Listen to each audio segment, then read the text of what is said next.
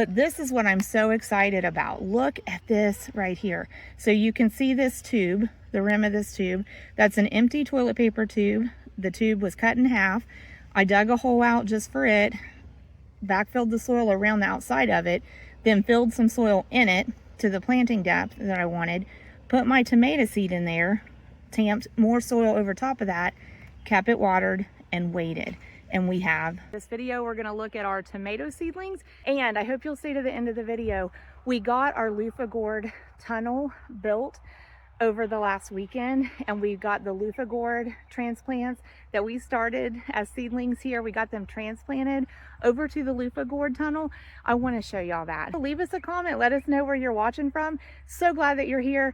Thanks for joining us at Twin Oaks Family Farm. God bless y'all. Video starts now. Hey y'all, Melissa here at Twin Oaks Family Farm in Southeast Ohio, USA. Gonna show you one of the garden areas today. Share with us in comments what you have going on gardening. This is May 21st, 2026, Southeast Ohio. We really would have just had our last frost just right around Mother's Day. So we really have to hold back until about Mother's Day here in the region that I live in to really plant seeds outside, to set transplants outside. We did some spring things, some radish, some peas, some lettuce, some chard. All those things grew well. We're still enjoying some of those things now, but the tomatoes, the beans, the corn, it's really hard to hold off until Mother's Day time to get those things in the ground, but we really have to. Now tomatoes, we're gonna see some of those right here. We started some ahead of time, and they aren't huge, but they've got a head start compared to if we'd had to wait to just put the seed in the ground.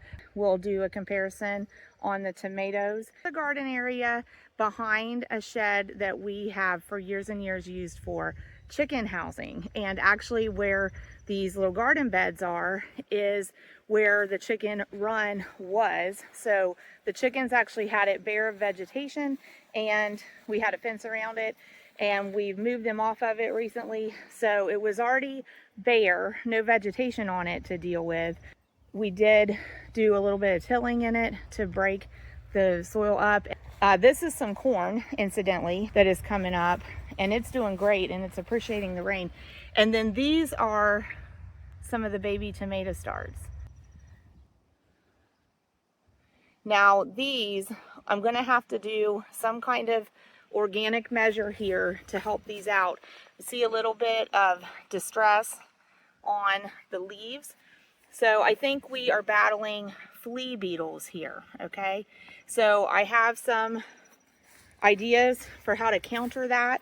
We'll talk about that in another video, but I do need to do a little bit of deterring the flea beetles. These are Abe Lincoln tomatoes, started early and transplanted. Little shed that we're looking at in the screen right there functions like a greenhouse when we get warm sunny days, and when it's cooler and overcast, it still is a good protective shed for tender plants.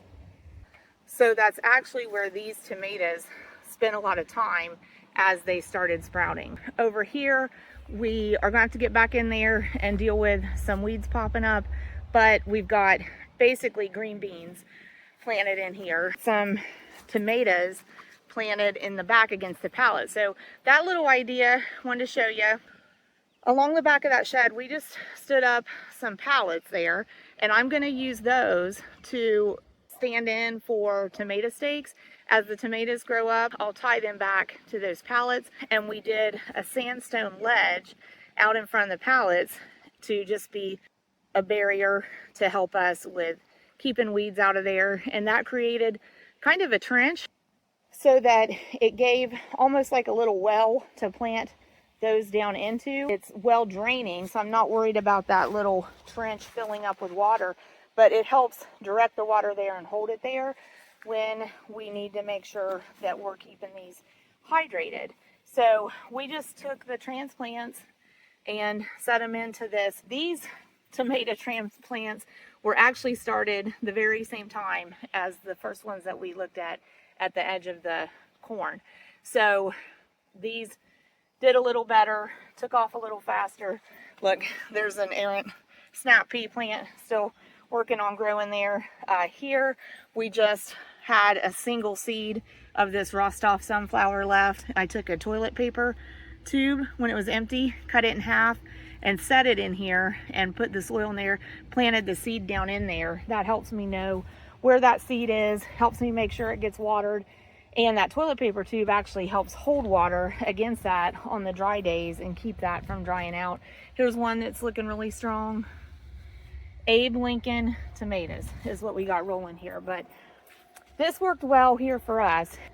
Having the pallets for some support, having a little bit of a trench to put the good growing medium soil into, and leveraging that to help keep those plants hydrated. I think that's going to be a good thing. We're also seeing a very little bit of the flea beetle distress on some of these leaves. Okay, there's one actually right there. We have confirmation that it is a flea beetle. I just brushed that off of there, smashed him. But that's a confirmation that it is flea beetle. That's what we're dealing with there. And we do have a bit of a fence around this. It's about shoulder high on me.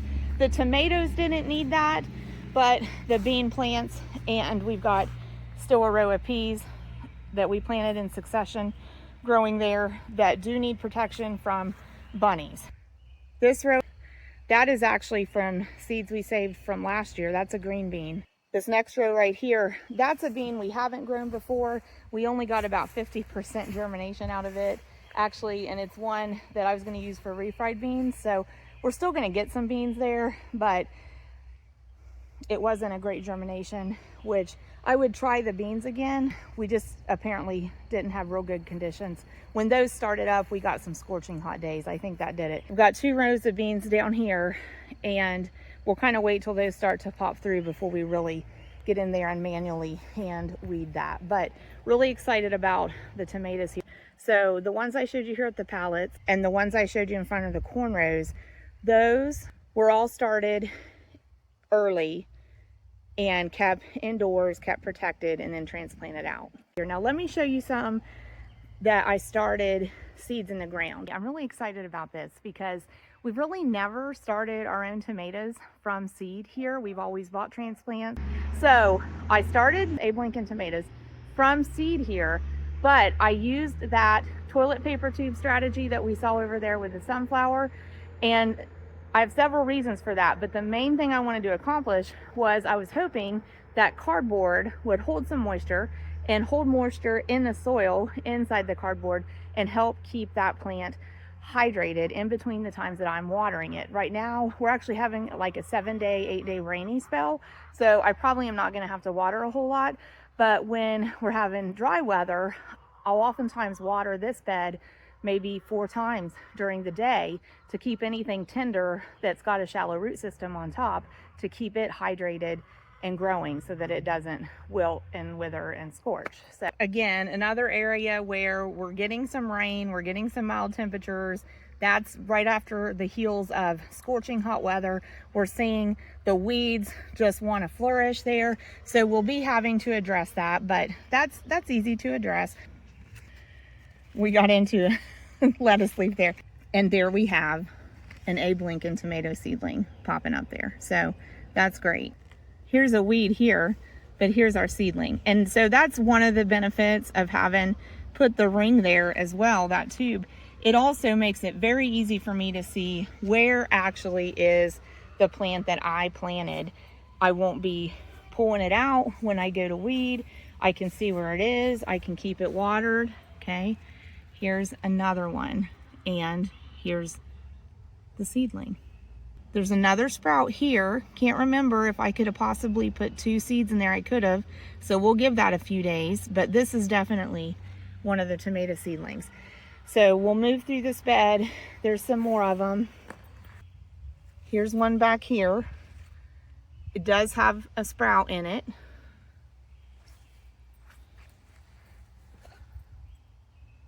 Should be one over here. Yeah, so right here. And there is at least one sprout in it. So that's also sprouting. Okay, here's another one of these tubes. This is probably a weed sprout, so we'll keep watching that one. And I think we have 2 more. Yeah. Here's a tube amongst the cilantro. I don't see a sprout in it yet, but we also have, oh yeah, we have a tube over here. And here's a sprout. And even here you can see how fast this dries out. So this is protected from the rain hitting it. You can see how much drier this is than this. So when we have dry conditions, all of this bed gets more like this, okay? So these are really helpful with keeping those seedlings watered. Cilantro bolted when we got the hot weather. Some of it's going to go to seed, but we let it seed there. That's how we get volunteer cilantro. But on those tomato sprouts, I honestly don't know if I could have kept it hydrated enough for the seeds to get to sprout and start and thrive without having put those toilet paper tubes there as a way to help leverage some of that moisture retention. So that's really been an idea that's helped me. It's really helped me, I believe, get these tomatoes sprouted. Before we wrap up the video, sneak peek of something I want to show you and walk you through. We haven't done a video on it yet. The Luffa Gourd Tunnel. We did do like a maybe 60 to 90 second video of a sneak peek of the Luffa Gourd Tunnel, but I actually want to take you up there and we'll walk through it. So thanks for joining me at Twin Oaks Family Farm, our adventures in gardening. We're on to new ventures here at our small farm. We have a background of poultry farming, poultry production. Before that, my family also has background of beef cattle, crop farming, and the family farm still does the crops, barley, soybeans, corn. They don't do wheat anymore.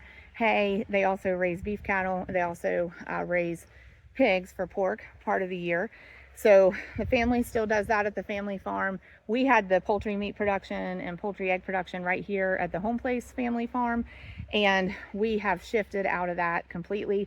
We're moving on to learning and practicing and determining to be successful at raising some small scale specialty crops here at our Home Place farm. So the one we're starting with is the Luffa Gourds. So I'm going to show y'all a look at our first adventure into our Luffa Gourd farming. Okay, y'all, as promised, little look-see and walk through and walk around at the Luffa Gourd Tunnel.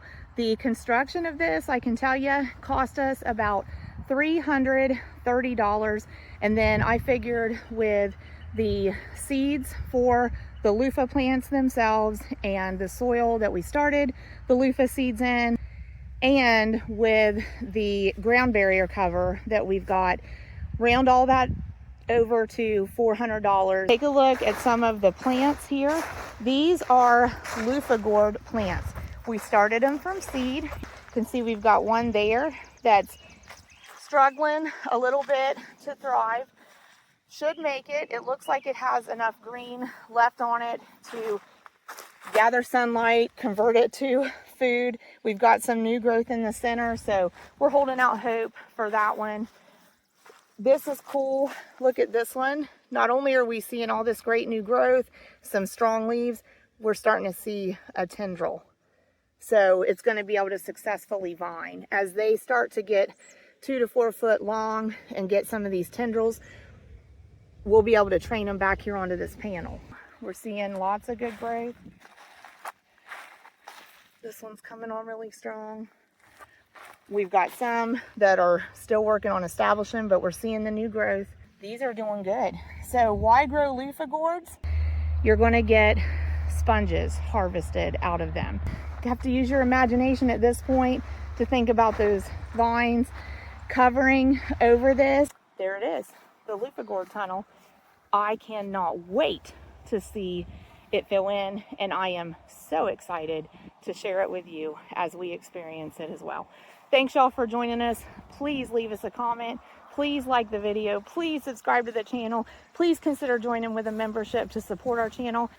Every day is as good as we make it, so go out and determine to make it a good day. God bless you. Thanks again for joining me this video, produced and published by Twin Oaks Family Farm, exclusively for Twin Oaks Family Farm YouTube channel.